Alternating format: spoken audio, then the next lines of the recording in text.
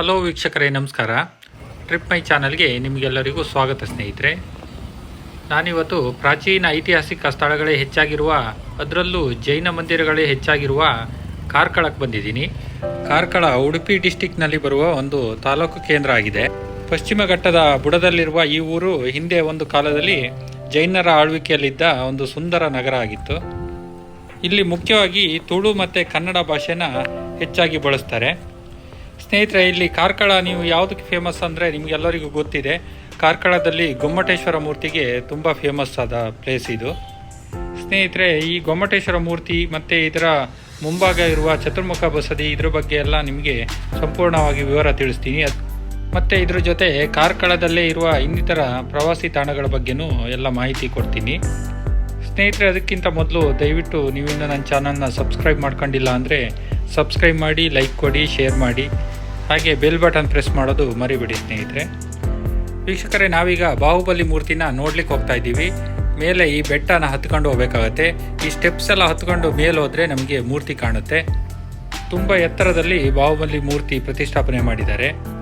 ಸ್ನೇಹಿತರೆ, ನಾವು ಈ ಕಾರ್ಕಳದ ಇತಿಹಾಸ ನೋಡ್ತಾ ಹೋದರೆ, ಕಳಸ ಮತ್ತು ಕಾರ್ಕಳ ಸಾಮ್ರಾಜ್ಯವನ್ನು ಭೈರಸ ಒಡೆಯರು ಸುಮಾರು 13ನೇ ಶತಮಾನದಿಂದ 16ನೇ ಶತಮಾನದವರೆಗೆ ಆಳಿರ್ತಾರೆ. ಪ್ರಾಚೀನ ಕಾಲದಲ್ಲಿ ಪಾಂಡ್ಯನಗರಿ ಅಂತ ಸಹ ಕರಿತಾ ಇದ್ರು ಇದನ್ನು. 1432ರಲ್ಲಿ ಕಾರ್ಕಳ ಸಾಮ್ರಾಜ್ಯದ ರಾಜ ವೀರಪಾಂಡ್ಯನು ಗ್ರಾನೈಟ್ ಬೆಟ್ಟದ ಮೇಲೆ ಬಾಹುಬಲಿಯ ಏಕಶಿಲೆಯನ್ನು ಸ್ಥಾಪಿಸಿದನು ಅಂತ ಉಲ್ಲೇಖ ಇದೆ. ವೀಕ್ಷಕರೇ, ನಾವು ಸ್ಟೆಪ್ಗಳನ್ನು ಹತ್ಕೊಂಡು ಮೇಲೆ ಹೋಗ್ತಾ ಇದ್ದೀವಿ. ಮೇಲೆ ಹತ್ತಲಿಕ್ಕೆ ಇನ್ನೂ ಸುಮಾರು ಸಮಯ ಹಿಡಿಯುತ್ತೆ. ನಾನು ಅಷ್ಟರಲ್ಲಿ ನಿಮಗೆ ಬಾಹುಬಲಿಯ ಇತಿಹಾಸನೂ ಸ್ವಲ್ಪ ಹೇಳಿಬಿಡ್ತೀನಿ. ಮೊದಲ ತೀರ್ಥಂಕರರಾದ ಋಷಭವರ್ಣರ ಮಕ್ಕಳು ಭರತ ಮತ್ತು ಬಾಹುಬಲಿ. ಜೈನ ಸಾಹಿತ್ಯದ ಪ್ರಕಾರ ಸ್ನೇಹಿತರೆ, ಭರತನು ದೊಡ್ಡ ಚಕ್ರವರ್ತಿಯಾಗಿರ್ತಾನೆ ಮತ್ತು ಇನ್ನೂ ದೊಡ್ಡ ಚಕ್ರವರ್ತಿಯಾಗಲು ಬಯಸುತ್ತಾನೆ. ಇದರಿಂದ ಭರತನು ಏನು ಮಾಡ್ತಾನಪ್ಪ ಅಂದರೆ, ತನ್ನ ತಮ್ಮನಾದ ಬಾಹುಬಲಿಯನ್ನು ಬಿಟ್ಟು ಬೇರೆ ಎಲ್ಲ ರಾಜರು ತನಗೆ ಶರಣಾಗಬೇಕು ಅಂತ ತಿಳಿಸ್ತಾನೆ. ಎಲ್ಲ ರಾಜ ಮಹಾರಾಜರು ಶರಣಾದ ನಂತರ ಬಾಹುಬಲಿಯು ತನ್ನೊಂದಿಗೆ ಶರಣಾಗಬೇಕು ಅಂತ ತಿಳಿಸ್ತಾನೆ. ಆದರೆ ಅವರೆಲ್ಲರೂ ಇವನ ಪರಾಕ್ರಮಕ್ಕೆ ಶರಣಾದ ಹಾಗೆ ಬಾಹುಬಲಿ ಇವನಿಗೆ ಶರಣಾಗಲು ಒಪ್ಪೋದಿಲ್ಲ. ಭರತನಿಗೆ ಸಂದೇಶ ಕಳಿಸ್ತಾನೆ, ನಾನು ಶರಣಾಗೋದಿಲ್ಲ, ಯುದ್ಧಕ್ಕೆ ಸಿದ್ಧನಾಗಿದ್ದೇನೆ ಅಂತ. ಯುದ್ಧ ಪ್ರಾರಂಭಿಸುವ ಮೊದಲು ಮಂತ್ರಿಗಳು ಇವರಿಗೆ ಸಲಹೆಯೊಂದನ್ನು ಕೊಡ್ತಾರೆ. ಸೈನಿಕರನ್ನು ಹೊರತುಪಡಿಸಿ ನೀವಿಬ್ಬರೇ ಯುದ್ಧ ಮಾಡುವಂತೆ ತಿಳಿಸ್ತಾರೆ. ಅಂದರೆ ಸಾಧಾರಣವಾಗಿ ದೃಷ್ಟಿಯುದ್ಧ, ಜಲಯುದ್ಧ, ಮಲ್ಲಯುದ್ಧ ಇಂಥ ಯುದ್ಧಗಳು ಮಾಡುವಂತೆ ತಿಳಿಸ್ತಾರೆ. ಇಂತಹ ಎಲ್ಲ ಯುದ್ಧದಲ್ಲೂ ಬಾಹುಬಲಿ ಜಯಶಾಲಿ ಆಗ್ತಾ ಹೋಗ್ತಾನೆ. ಕೊನೆಯದಾಗಿ ಎಲ್ಲ ಯುದ್ಧವನ್ನು ಜಯಿಸಿ ಬಾಹುಬಲಿ ವಿಜಯಶಾಲಿ ಆಗ್ತಾನೆ. ಆದರೆ ಈ ಯುದ್ಧದಿಂದ ಬಾಹುಬಲಿಗೆ ಯಾವುದೇ ಸಂತೋಷ ಆಗಲಿಲ್ಲ. ಸಂತೋಷನಾಗದ ಬಾಹುಬಲಿ ವೈರಾಗ್ಯ ಉಂಟಾಗುತ್ತೆ ಅವನಿಗೆ. ತನ್ನ ರಾಜ್ಯ, ಆಸ್ತಿ, ಅಂತಸ್ತುಗಳನ್ನೆಲ್ಲ ತೊರೆದು ತಪಸ್ಸಿಗೆ ತೆರಳುತ್ತಾನೆ. ಇಲ್ಲಿಂದ ವರ್ಷಗಟ್ಟಲೆ ತಪಸ್ ಮಾಡಿ ಕೊನೆಯದಾಗಿ ಮೋಕ್ಷ ಉಂಟಾಗುತ್ತೆ. ಸ್ನೇಹಿತರೆ, ನಮ್ಮ ನೆಲದಲ್ಲಿ ಎಂತೆಂಥ ಧರ್ಮಗಳು ಹುಟ್ಟಿದ್ದಾವೆ ನೀವೇ ನೋಡ್ಬೋದು. ಸ್ನೇಹಿತರೆ, ನಾವು ಇಷ್ಟೊಂದು ಸ್ಟೆಪ್ಸ್ಗಳನ್ನ ಹತ್ಕೊಂಡು ಮೇಲೆ ಬಂದ್ವಿ. ಇನ್ನೊಂದು ಸ್ವಲ್ಪ ಇದೆ, ಅದೆಷ್ಟು ಹತ್ತಿ ಬಿಟ್ಟರೆ ನಮಗೆ ಮೇಲೆ ಮೂರ್ತಿ ಕಾಣುತ್ತೆ. ನೋಡಿ, ನೀವು ಈ ಕಡೆ ಲೆಫ್ಟಿಗೆ ಒಂದು ದಾರಿ ಕಾಣುತ್ತೆ. ಜನ ಜಾಸ್ತಿ ಇದೆ. ಏನಾದ್ರು ವಿಶೇಷ ಪೂಜೆಗಳು ಇಂಥದ್ದೆಲ್ಲ ಇದ್ದಾಗ ಆ ರೂಟು ಓಪನ್ ಮಾಡ್ತಾರೆ. ತುಂಬ ನೀಟಾಗಿದೆ. ಮೇಲೆ ಹೋದಾಗೂ ತಣ್ಣಗೆ ಗಾಳಿ ಬೀಸ್ತಾ ಇದೆ. ಮಳೆ ಬರುವ ವಾತಾವರಣನೂ ಕಾಣ್ತಾ ಇದೆ. ಸ್ವಲ್ಪ ಮೋಡನೂ ಆಗಿದೆ. ವೀಕ್ಷಕರೇ, ನೋಡಿ, ನಮ್ಗೆ ಇಲ್ಲಿಂದನೇ ದೂರದಲ್ಲಿ ಮಾನಸ್ತಂಭ ಕಾಣ್ತಾ ಇದೆ. ಸುತ್ತ ಕಲ್ಲಿನ ಗೋಡೆ ಕಟ್ಟಿದ್ದಾರೆ.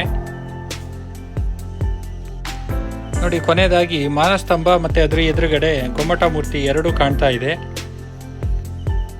ಇನ್ನು ದೂರದಿಂದ ನೋಡ್ತಾ ಇದ್ರೆ ಮೂರ್ತಿ ಆಕಾಶಕ್ಕೆ ಟಚ್ ಆದಷ್ಟು ಎತ್ತರದ ಇದ್ದಾಗ ಕಾಣುತ್ತೆ.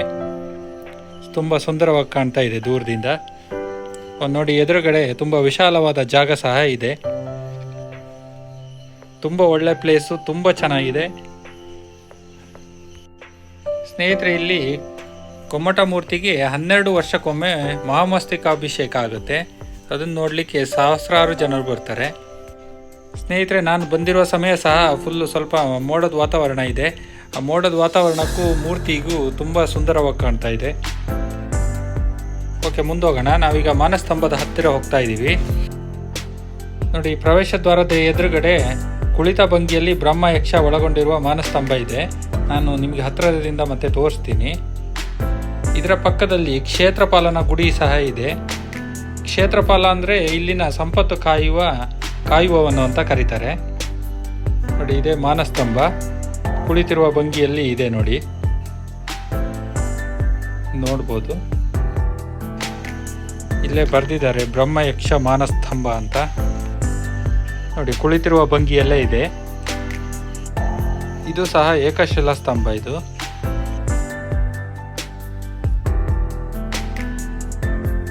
ಬನ್ನಿ ಈಗ ಒಳಗಡೆ ನೋಡೋಣ, ಗುಮ್ಮಟ ಮೂರ್ತಿಯ ದರ್ಶನ ಮಾಡೋಣ.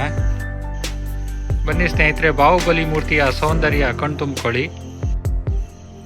ಅಪ್ರತಿಮ ತ್ಯಾಗದ ಪ್ರತೀಕವಾದ ಬಾನೆತ್ತರಕ್ಕೆ ನಿಂತ ಬಾಹುಬಲಿ ನೋಡಲು ಸಹಸ್ರಾರು ಜನ ಇಲ್ಲಿಗೆ ಬರ್ತಾರೆ. ಅದರಲ್ಲಿ ನಾವು ಸಹ ಒಬ್ಬರು ಒಂದು. ವೀಕ್ಷಕರೇ, ನಾನು ಬಂದ ಟೈಮ್ ಕ್ಲೋಸಿಂಗ್ ಟೈಮ್ ಆಗಿದ್ದರಿಂದ ಯಾರು ಹೆಚ್ಚಿನ ಜನ ಇಲ್ಲ. ಈಗ ಎಲ್ಲ ದರ್ಶನ ಮಾಡ್ಕೊಂಡು ಹೋಗ್ತಾ ಇದ್ದಾರೆ, ಕೆಲವರು ಬರ್ತಾ ಇದ್ದಾರೆ.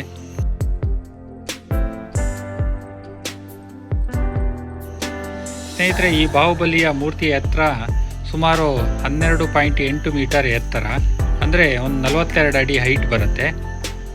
ಇದು ಏಕಶಿಲಾ ಮೂರ್ತಿಯಾಗಿದೆ, ಒಂದೇ ಕಲ್ಲಲ್ಲಿ ಮಾಡಿರುವಂಥ ಮೂರ್ತಿ ಇದು.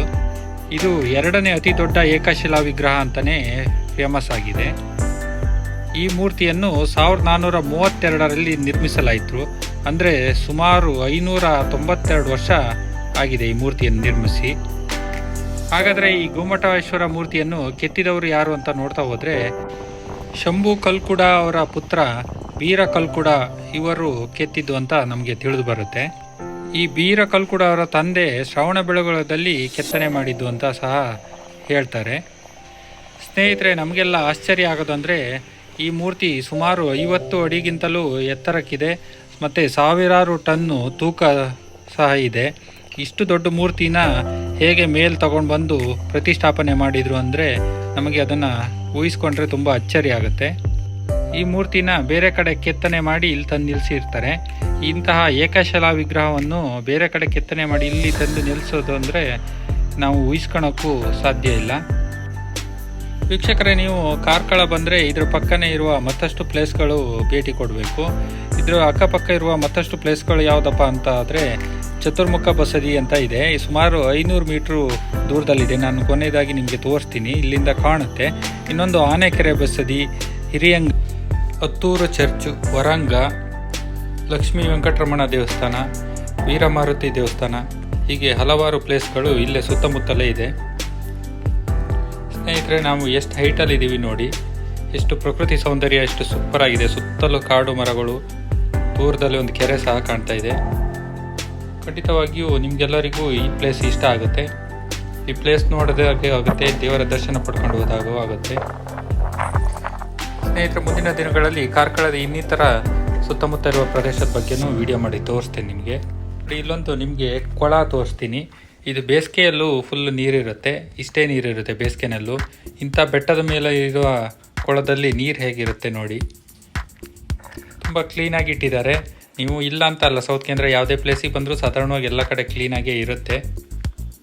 ಒಳಗಡೆ ಎಷ್ಟು ಕ್ಲೀನ್ ಇರುತ್ತೋ ಹೊರಗಡೆನೂ ಅಷ್ಟೇ ಕ್ಲೀನಾಗಿರುತ್ತೆ.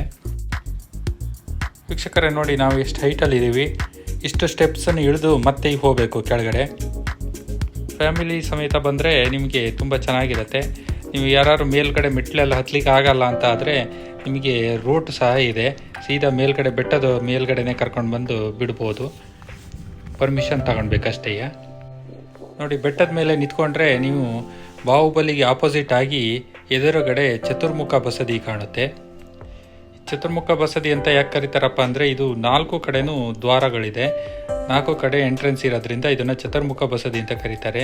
ನಾನು ಇದ್ರ ಬಗ್ಗೆನೇ ನಿಮ್ಗೆ ಇನ್ನೊಂದು ದಿವಸ ಸಪ್ರೇಟಾಗಿ ವಿಡಿಯೋ ಮಾಡ್ತೀನಿ. ಇದ್ರ ಬಗ್ಗೆನೇ ಹೇಳಲಿಕ್ಕೆ ತುಂಬ ಇದೆ. ಹಾಗಾಗಿ ಸ್ನೇಹಿತರೆ, ನಿಮ್ಮ ಸಪೋರ್ಟು ಕೊನೆವರೆಗೂ ಹೀಗೆ ಇರಲಿ. ಮುಂದಿನ ವಿಡಿಯೋದಲ್ಲಿ ಮತ್ತೊಂದು ಪ್ಲೇಸ್ ಮೂಲಕ ಮತ್ತೆ ಭೇಟಿಯಾಗೋಣ. ಬಾಯ್ ವೀಕ್ಷಕರೇ.